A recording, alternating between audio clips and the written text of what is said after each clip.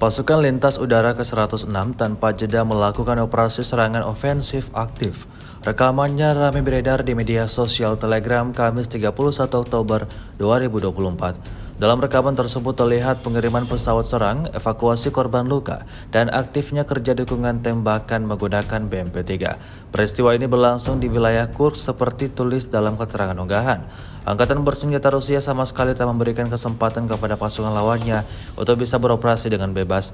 Alhasil, pasukan Ukraina alami kerugian besar atas insiden ini. Hingga video ini beredar, beragam respon diberikan warganet.